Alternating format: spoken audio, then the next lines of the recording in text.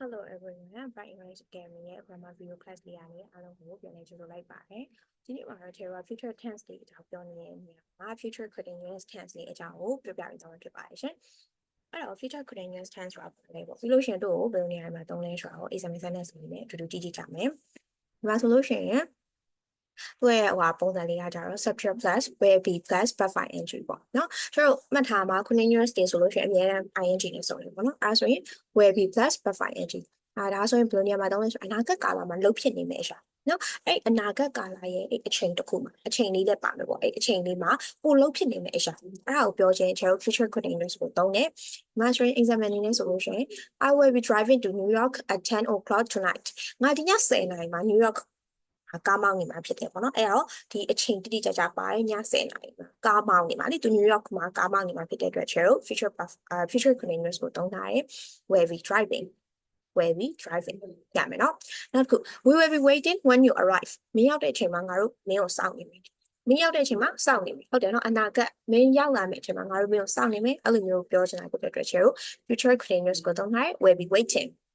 ရမယ်နော်အဲ့တော့ပထမဆုံးအနေနဲ့အနာဂတ်ကာလမှာလုပ်ဖြစ်နေမယ့်အရာကိုပြောတဲ့အခါမှာ future continuous ကိုသုံးတယ်ပေါ့နော်နောက်တစ်ခု future prediction ဆိုတာခန့်မှန်းချက်အနာဂတ်မှာဖြစ်လာမယ့်အကြောင်းအရာကိုသူကခန့်မှန်းတာဒါခုနကကျွန်တော်အရင်တော့ပြောထား future statement မှာလည်းခန့်မှန်းတာပါတယ်ဒါကဘာကွာလဲဆိုတော့သူကတိတိကျကျခန့်မှန်းတယ်အဲ့ဒီလိုမျိုးဘယ်လိုအချိန်အတွင်းမှာဘယ်လောက်ခုနှစ်တို့ရက်တို့အဲ့လိုမျိုးအချိန်တို့ပါမယ်ပေါ့နော်အချိန်ကာလတို့အဲ့အချိန်အတွင်းမှာအဲ့လိုကြီးဖြစ်လာမယ်ဒီအချိန်အတွင်းမှာဒီလိုရောလုံးတိမ်မယ်အဲ့လိုမျိုးကြိုးပြီးတော့ခန့်မှန်းတာတိတိကျကျပေါ့အဲ့လိုခန့်မှန်းတာဆိုရင်ကျွန်တော် future continuous ကိုသုံးတယ်နော်ဒီမှာဆိုရင် we will be flying over the Atlantic Ocean in an hour ငါတို့နောက်တစ်နာရီအတွင်းမှာဒီ Atlantic သမုဒ္ဒရာအပေါ်ကိုဖြတ်ပြီးတော့ပြန်တိုင်းတော့မယ်အဲ့လိုပြောချင်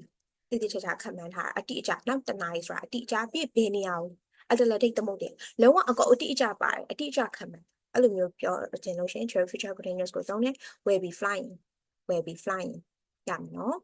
နောက်တစ်ခု the prices will be increasing later this year ဒီနှစ်နောက်ပိုင်းမှာဈေးနှုန်းတွေတက်လိမ့်မယ်ဟုတ်တယ်နော်အချိန်ပါဒီနှစ်နောက်ပိုင်းကနေစပြီးဈေးနှုန်းတွေတက်မယ်ဆိုပြီးတော့တိတိကျကျခန့်မှန်းထားအဲ့လိုမျိုးဖြစ်တဲ့အတွက် future continuous ကိုသုံးတယ် will be increasing နော်နောက်တစ်ခု by 2050 we will be driving only electric cars 2050ခုနှစ်ရောက်လို့ရှိရင်ငါတို့ရလျှက်စစ်ကားပဲမောင်းတော့မယ်သူခုနှစ်တိတိကျကျပါတယ်ဘယ်နှခုနှစ်လို့ပြောထားလဲ2050အတိအကျခန့်မှန်းထားအဲ့တော့ future prediction အနာဂတ်အတွက်ခန့်မှန်းတာအောင်ပါတိတိကျကျအချိန်တွေပါမယ်ပြီးလို့ရှိရင်အဲ့လိုမျိုးရက်တွေအဲ့လိုနှစ်တွေအဲ့လိုပါတယ်ဆိုချေတော့ future continuous ကိုတောင်းတယ်မှာဆိုရင် will be driving will be increasing will be flying ရှာမယ်နော်အဲ့ဆိုနောက်တစ်ခုဆက်သွားမယ်ဆို future events အနာဂတ်မှာဖြစ်လာမယ့်အစီအစဉ်တွေ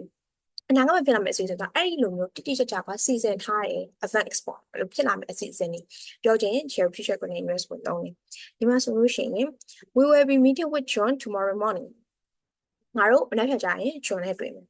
အဲ့ဒါမှာကျွန်တော်ဘာသုံးလို့ရသေးလဲဆိုလို့ရှိရင်ဒီလိုမျိုးစီစဉ်ထားတဲ့ကိစ္စအိမ်မှာဆိုရင်ကျွန်တော် future simple ကဘယ်လိုမျိုးသုံးလို့ရသေးလဲဆိုရင်မှတ်မိလား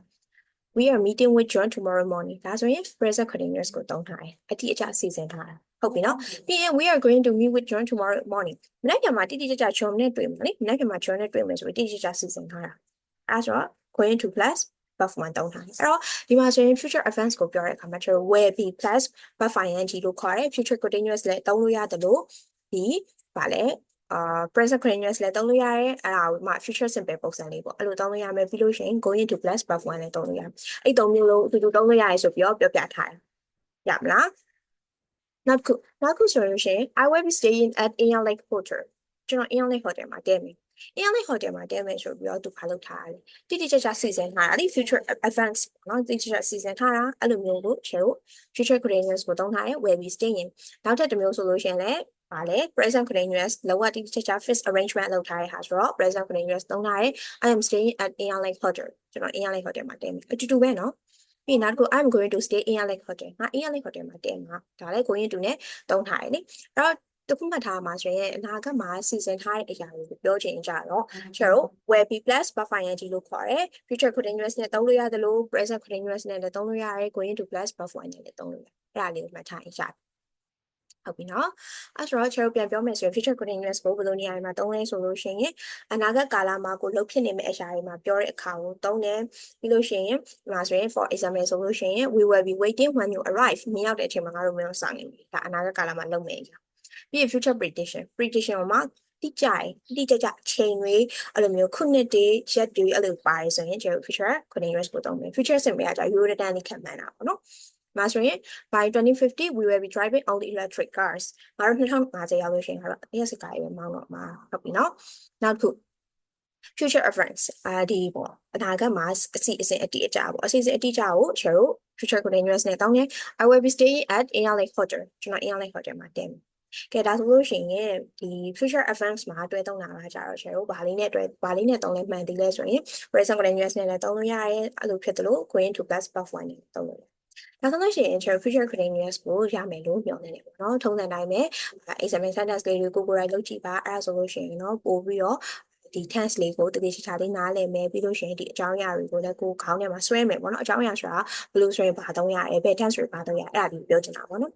ကဲအဲ့ဆိုလို့ရှိရင်ကျွန်တော် future continuous ကတော့ဒီအနာဂတ်မှာလုပ်ဖြစ်နေမယ့်အရာတွေကိုပြောမယ်ပြီးလို့ရှိရင်တေးကြရဲ့ comment ချက်တွေကိုပြောမယ်ပြီးရင်တေးကြရဲ့အစီအစဉ်တွေကိုပြောမယ်ပေါ့နော်ကဲဒါဆိုလို့ရှိရင် future continuous ကိုလည်းနားလည်သွားမယ်လို့ပြောနေပါတယ်နောက်ထပ် future tense လေးနဲ့ပြန်လာခဲ့ပါမယ်အားလုံးပဲဖိတ်ပါတယ်တေချာလေးကြည့်ထားပါပေါ့နော်အဓိကကတော့မလျှောဘူးပဲလို့အကြပါပေါ့နော်မလျှောဘူးကလည်းကိုယ်တိုင်လုပ်ကြည့်ရင်တော့မလျှောပါဘူး